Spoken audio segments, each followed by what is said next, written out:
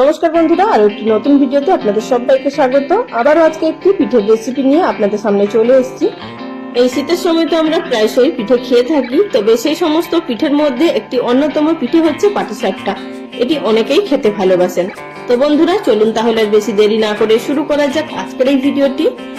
এই পাটিসাপটা গুলো দেখতে যতটা সুন্দর হবে, খেতেও ঠিক ততটাই সুস্বাদু হবে এবং ততটাই নরম তুলতুলে হবে। তো বন্ধুরা, পিঠে তৈরি করার জন্য সবার প্রথমে আমাদের যেটি প্রয়োজন সেটি হচ্ছে চাল। আমি এখানে গোবিন্দভোগ চাল দিয়ে পিঠেটা তৈরি করব। এতে করে পিঠের টেস্ট এবং ফ্লেভার দুর্দান্ত হয়। আপনারা একবার এভাবে গোবিন্দভোগ চাল দিয়ে পাটিসাপটা তৈরি করে খেয়ে দেখবেন, খেতে ভীষণই টেস্টি হয়। তো চালটাকে আমি এখানে 3 ঘন্টার মতো জলে ভিজিয়ে রেখেছিলাম, আগে থাকতে পরিষ্কার করে ধুয়ে। এবারে গ্রাইন্ডিং জার নিয়ে নিয়েছি একটি। এবার এর মধ্যে দিয়ে খুব সুন্দরভাবে একটি স্মুথ পেস্ট তৈরি করে নেব।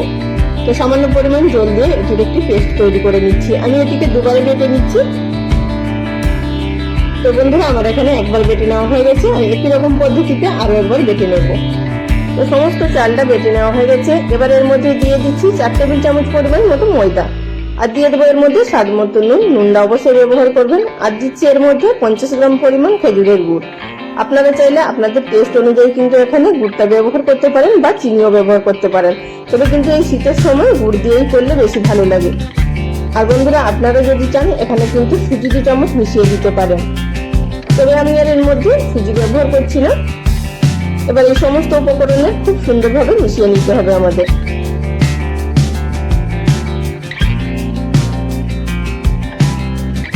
মিশিয়ে নেওয়ার পর এবার এর মধ্যে দুধ ব্যবহার করব। দুধ ব্যবহার করে এর মধ্যে আমাদের ব্যাটারের ঘনত্বটা তৈরি করে নিতে হবে।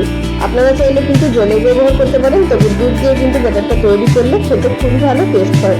তো এর মধ্যে আমাদের প্রয়োজন অনুযায়ী দুধ দিতে হবে। আমি এখানে প্রায় ছোট বাটির 1 বাটির মতো ব্যবহার করলাম। আপনাদের এখানে একটু বেশি লাগতে পারে বা একটু কমও লাগতে পারে। এবার এটিকে দিয়ে খুব ভালোভাবে মিশিয়ে নেব। আর বন্ধুরা, এছাড়াও কিন্তু চ্যানেলে প্রচুর পিঠের রেসিপি আপলোড করা আছে, আপনারা চাইলে দেখে নিতে পারেন। গুড় ছাড়াও কিন্তু পাটিসাপটার রেসিপি আপলোড করা আছে। আমি কিছু পিঠের লিংক ডেসক্রিপশন বক্সে দিয়ে দেবো, সেখান থেকে আপনারা দেখে নেবেন, বা প্লেলিস্ট দিয়ে দেবো, বা চ্যানেলে প্লেলিস্ট করা আছে, আপনারা সেখান থেকেও দেখে নিতে পারেন। তো বন্ধুরা, এখানে আপনাদের ব্যাটারের ঘনত্বটা দেখিয়ে দিচ্ছি। ঠিক এইভাবেই রাখতে হবে, খুব বেশি মোটা নয় আবার খুব বেশি পাতলাও নয়। তো এইভাবে পেছনে একটা দাগ কেটে দেখুন, দাগটা মিলিয়ে যাচ্ছে না, এতটাও পাতলা নয় আবার এতটাও ঘন নয় যে হাতা থেকে পড়ছে না। তো ঠিক এইভাবেই কিন্তু আমাদের ব্যাটারটা তৈরি করে নিতে হবে। এবার এটিকে আপনারা চাইলে রেস্টে রেখে দিতে পারেন 10 মিনিট, যদি সুজি মিশিয়ে নেন। আর যদি সুজি না মেশান তাহলে কিন্তু আপনারা সরাসরি করে নিতে পারেন পিঠেগুলো। এবার চলে এসেছি পিঠেগুলো তৈরি করে নেওয়ার পদ্ধতিতে। গ্যাসের উপরে একটি তাওয়া বসিয়ে দিয়েছি এবং প্রথমে আমি তেল দিয়ে খুব ভালোভাবে ব্রাশ করে নিচ্ছি। এখানে অবশ্যই কিন্তু লোহার তাওয়া বা ননস্টিকের তাওয়া ব্যবহার করবেন, এতে করে পাটিসাপটাগুলো খুবই ভালো উঠবে। তো প্রথমে 1 হাতা ব্যাটার দিয়ে দিলাম, এইভাবে একটুখানি সরিয়ে দিচ্ছি। আপনারা চাইলে কিন্তু ফ্রাইং প্যানের হাতাটা ধরেও কিন্তু ঘুরিয়ে দিতে পারেন, এইভাবে চাকু দিয়ে না ঘুরিয়ে। এখানে শুধু গোল শেপ দেওয়ার জন্য আমি এইভাবে একটু ঘুরিয়ে নিলাম হাতা দিয়ে। তো এবার যখনই দেখবেন উপরে সারফেসটা শুকোতে শুরু করছে, সেই পর্যায়ের মধ্যে আমাদের পুর দিয়ে দিতে হবে। তো এখানে আমি ক্ষীরের পুর ব্যবহার করছি, আপনারা চাইলে কিন্তু নারকেলের পুর ব্যবহার করতে পারেন। নারকেলের পুর কিভাবে তৈরি করতে হয় তার রেসিপিও চ্যানেলে আপলোড আছে, আমি ডেসক্রিপশন বক্সে দিয়ে দেবো। আর ক্ষীর কিভাবে তৈরি করতে হয় তার রেসিপিও আমি ডেসক্রিপশন বক্সে দিয়ে দেবো। দিয়ে দেওয়ার পর খুব সুন্দরভাবে এখানে ফোল্ড করে নিচ্ছি, একটা রোলের মতো শেপ দিয়ে নিচ্ছি। আর বন্ধুরা, আপনারা কিন্তু এখানে হাত দিয়েও মুড়ে নিতে পারেন, বা এখানে একটা চামচ, একটা হাতার সাহায্যেও মুড়ে নিতে পারেন, আপনাদের যেটা সুবিধা হবে। তো এইভাবে তাওয়ার মধ্যে আরো 30 সেকেন্ড মতো উল্টে পাল্টে ভেজে নেব। আর আপনারা চাইলে কিন্তু সামান্য পরিমাণ ঘি দিয়েও ভেজে নিতে পারেন, বা সামান্য পরিমাণ তেল দিয়েও আরেকটু ভেজে নিতে পারেন, তবে আমি এর মধ্যে আর কোনো কিছুই ব্যবহার করছি না। তো এবার এটি খুব সুন্দরভাবে ভাজা হয়ে গেছে, এবার এটিকে তুলে নেব। তো দেখুন, এখানে পিঠেটা কিন্তু খুব সুন্দরভাবে ভাজা হয়ে গেছে। দেখেই আপনারা বুঝতে পারছেন যে পিঠেটা কতটা পারফেক্ট ভাবে তৈরি হয়েছে। তো একই রকম ভাবে আপনাদেরকে আরো 2-1টা তৈরি করে দেখিয়ে দিচ্ছি। আর বন্ধুরা, ভিডিও চলাকালীন ছোট্ট একটি অনুরোধ, যদি চ্যানেলে কেউ নতুন দর্শক বন্ধু হয়ে থাকেন, ভিডিওটি দেখার পর যদি আপনাদের ভালো লাগে চ্যানেলটি সাবস্ক্রাইব করে নেওয়ার অনুরোধ রইল। পাশে থাকা বেল বাটনটি অবশ্যই প্রেস করে রাখবেন, এতে করে পরবর্তী ভিডিওর নোটিফিকেশন সবার আগে পেয়ে যাবেন।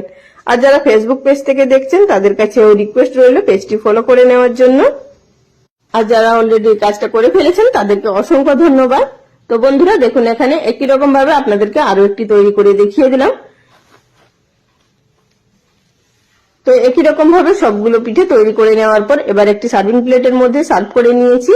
এবার আপনাদেরকে দেখিয়ে দিচ্ছি ভেতর থেকে ঠিক কতটা পারফেক্ট ভাবে তৈরি হয়েছে, আর খেতেও কিন্তু ততটাই টেস্ট হয়েছিল।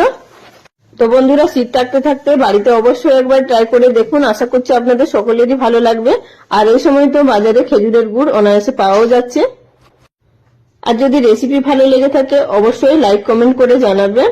আজ এই পর্যন্ত, আগামী দিন কোনো এক নতুন রেসিপি নিয়ে আবারও হাজির হয়ে যাব। ভিডিওটির সঙ্গে এতক্ষণ ধরে থাকার জন্য সকল বন্ধুদের অসংখ্য ধন্যবাদ। সবাই ভালো থাকবেন, নমস্কার।